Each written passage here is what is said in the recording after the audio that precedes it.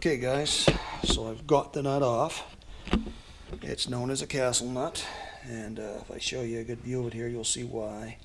See how it's got those notches all across the top? So that's known as a castle nut.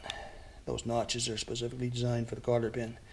Okay, so I've got to set that where it won't get lost. What I'll do is I'll put it right with the rest of the nuts that I put in here. Find one central location for all the nuts is a good idea. Now I'm right-handed and I'm on the left-hand side of the car, so that makes it a little difficult for me to do my next thing here, but I'll show you what I'm going to do and explain it. Now, a lot of guys will take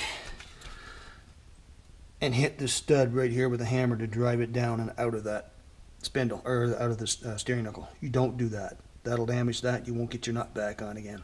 And that's got to be reused. We're not replacing. If we're replacing it, that'd be alright. But hitting it here won't make it come out anyway. Even though this might not make much sense, you're better off to hit the steering knuckle here. The impact will break the rust and stuff loose in here, and this will drop right out. Now I'm going to demonstrate that, and you'll see exactly what I'm talking about just very shortly. First I got to go find my hammer. So we'll pause there for a moment. Okay guys, here we are back again. I went looking for my ball peen hammer, which is a hammer you'd use in a shop if you're working as a mechanic, because they're a little heavier than your standard household claw hammer, and just made a little differently. They don't have a claw on them because usually you're not trying to pull out nails or anything like that with it. Usually they're more for impact than anything. So I misplaced it. It's in here somewhere. Even though I can't find that, I do have the household hammer here, the claw hammer, which is this guy right here. Now this is not as heavy duty as the ball peen hammer, but it'll probably do the trick. So what we've got to do is we've got to take this hammer,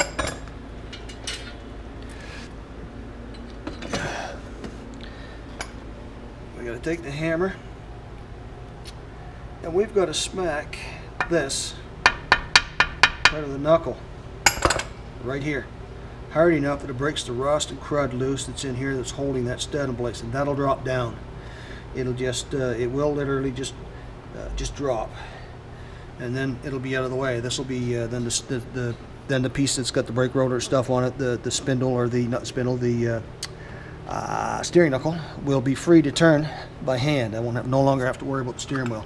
So what that tells you is that if this drops out on the road, you're going to have a wheel that's going to, it's just going to be disconnected from the steering wheel, and it's going to just be flopping around like that. So you don't want tie rods. That's why they should be checked periodically. You don't want too much play here, because that ball will pop out when they get worn out. So that's why you need to change ball joints and tie rods, because when they're steering components, and when they let go, you will lose your steering. So in this case, we need to remove that just to get to the ball joint, because the control arm assembly is going to have to drop a little bit in order to get that ball joint out. Once I get the nut off of there, this piece right here, this whole big metal piece, once I get the ball joint disconnected, where are you, ball joint? Once that's disconnected, that stud's got to pull out, and this piece is going to swing. It's going to swing down and out of the way and give me room to finish taking the ball joint out and putting the new one in. So, but before we get there, we got to get rid of this guy. It's got to drop. So I'm going to try to show you how to do that if I have any luck. Usually the ball peen hammer is better because it's got more weight, and you need something for a sharp impact. In this case, sorry guys, just put you back into the. So you need to have a pretty good. I'm just hoping that this is strong enough to do the trick. I've done it with these before, but I'm on the left side and I'm right-handed. It might be a little hard to get a proper swing on it. I don't want to damage this rubber boot here either. That holds the grease in for that joint.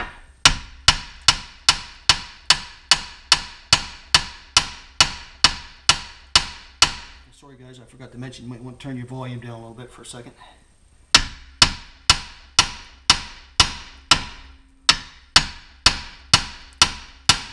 There. That's what I was looking for.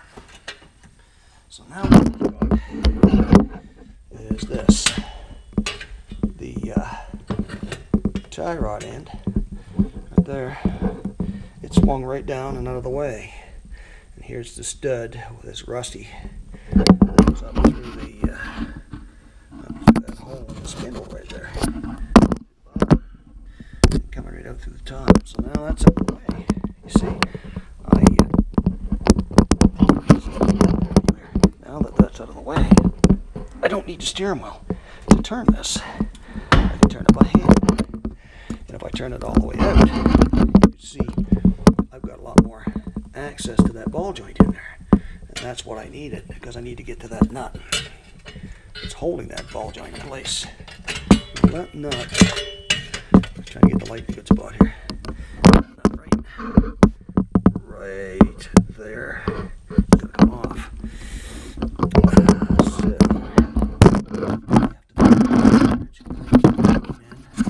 Open-in wrench. I might have it here. I'm not sure. Check the ones I got. See if I got one that fits.